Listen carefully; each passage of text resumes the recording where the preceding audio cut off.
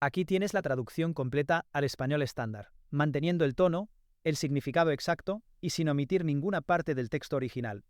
Miren bien esta imagen. Lo que ven no es solo un estadio vacío, es el cementerio de un sueño. Estamos a 5 meses del saque inicial de la Copa del Mundo 2026. Estados Unidos, México y Canadá debían acoger la mayor fiesta en la historia del fútbol.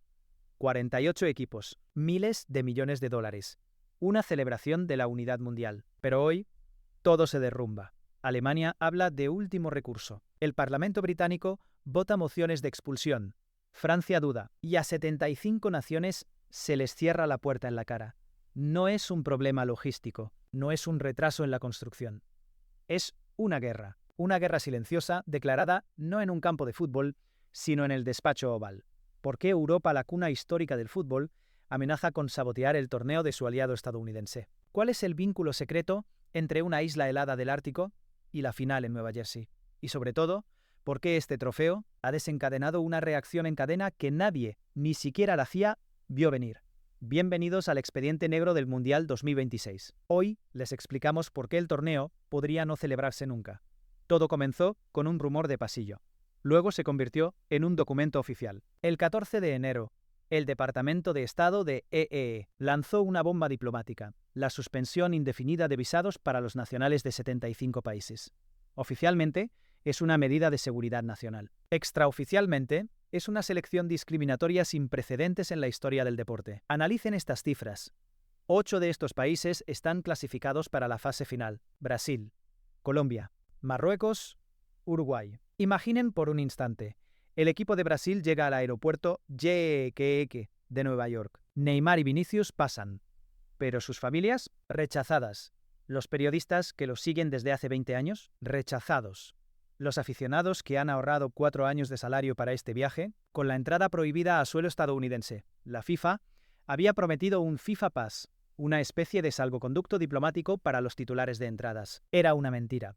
O al menos, una promesa que Washington nunca tuvo la intención de cumplir. Al pie de página de los formularios de solicitud, una pequeña frase en letra minúscula destrozó miles de vidas. La posesión de una entrada para el partido no garantiza la entrada a los Estados Unidos. Aquí es donde se cierra la trampa. No es incompetencia administrativa.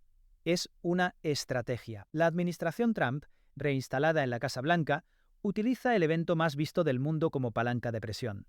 ¿Quieren ver jugar a su equipo? Negocien sus acuerdos comerciales.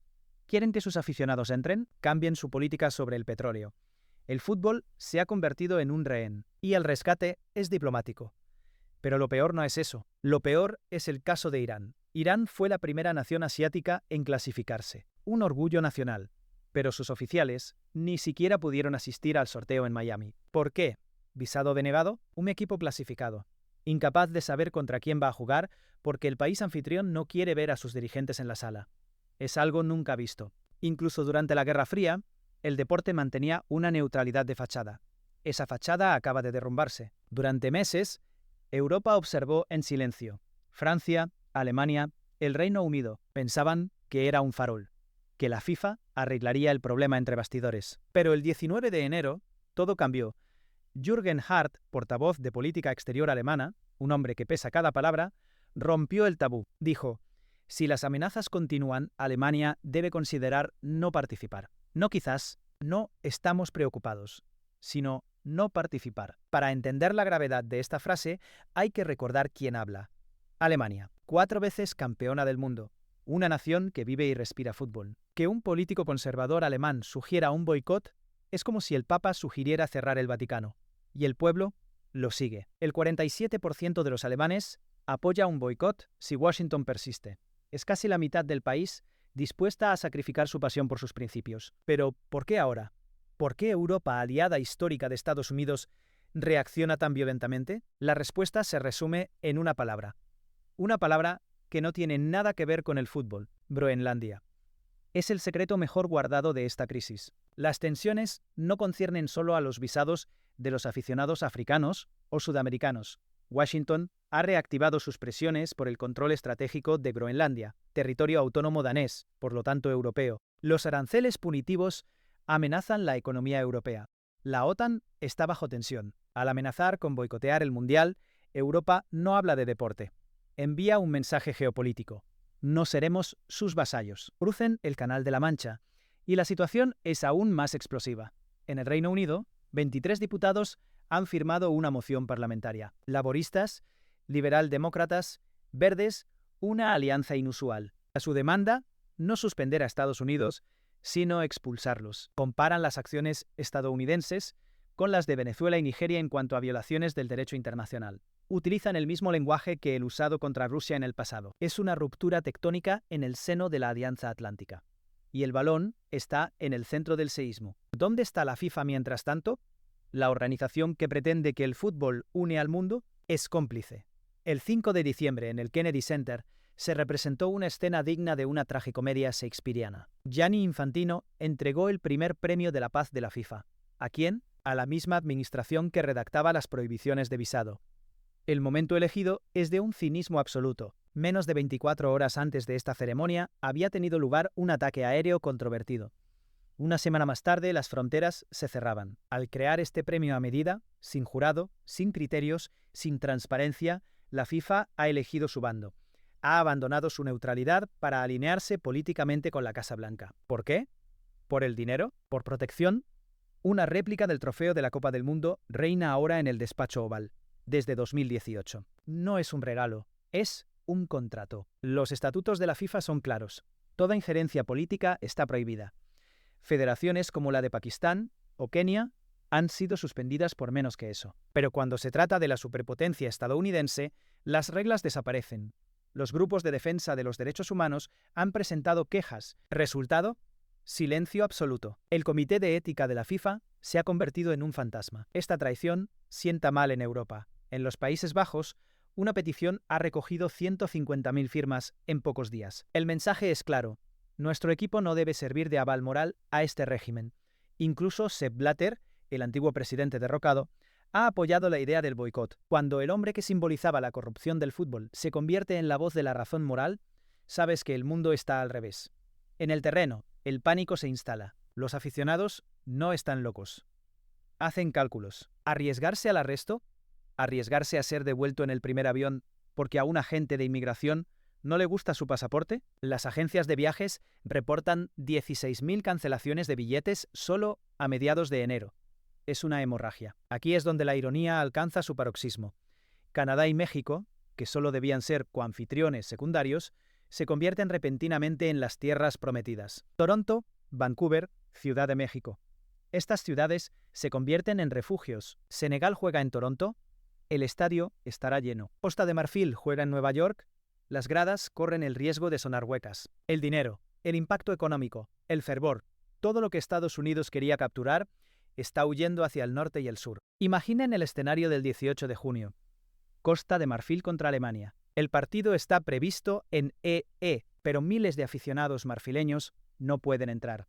Los aficionados alemanes, por solidaridad o miedo, no vienen. El partido se juega ante asientos vacíos, o peor, ante un público estadounidense indiferente que no comprende lo que está en juego.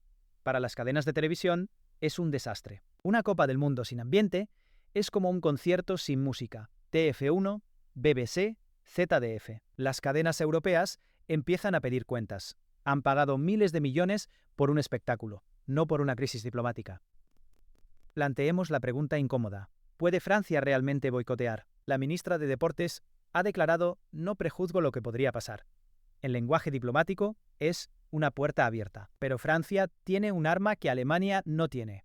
Un arma más poderosa que un decreto ministerial. Tiene íconos que trascienden el deporte. Recuerden las elecciones de 2024. Kylian Mbappé no dudó en hablar a la juventud. Demostró que no era solo un regateador, sino una conciencia moral. Imaginen ahora este escenario. Mbappé, capitán de los Bleus, sentado en rueda de prensa, sin sonrisas, sin eslóganes publicitarios. Mira a la cámara y dice: no puedo llevar la camiseta de la libertad, la igualdad y la fraternidad en un país que cierra sus fronteras a mis hermanos de armas. El impacto sería nuclear. Si Mbappé habla, la juventud escucha. Si Zidane, hijo de inmigrantes argelinos, apoya el boicot para proteger a los aficionados del Magreb, el debate está cerrado. El Elíseo se vería forzado a seguirlo. Esto ya no es política ficción. Estos jugadores saben que su legado no se juega solo en el campo, sino en la historia. Y en 2026, la historia no perdonará el silencio. Kylian Mbappé, capitán, ícono mundial. Imaginen que tome la palabra. Imaginen que diga: no jugaré en un país que rechaza la entrada a mis hermanos africanos. El impacto sería nuclear. En 1980, Estados Unidos boicoteó los JJI de Moscú para protestar contra la invasión de Afganistán. Dijeron que los principios valían más que las medallas.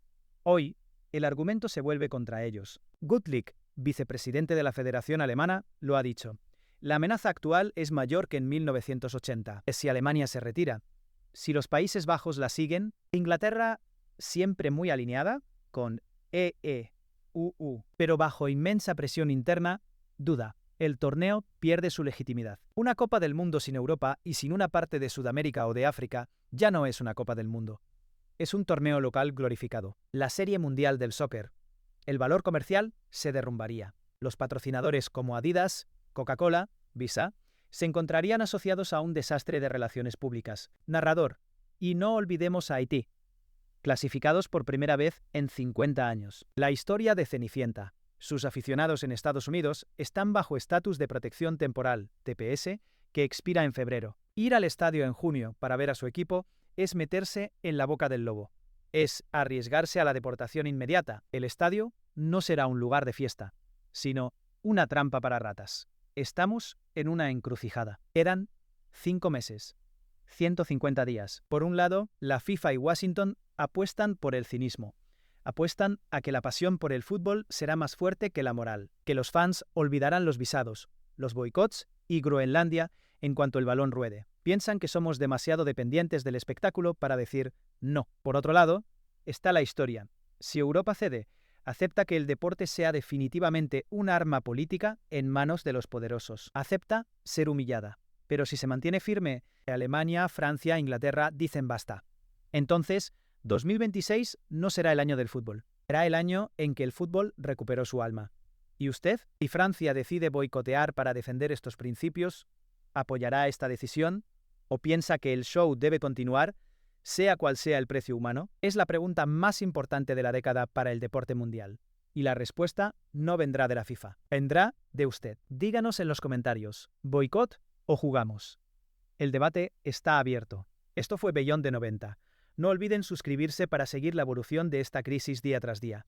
El balón está en su tejado.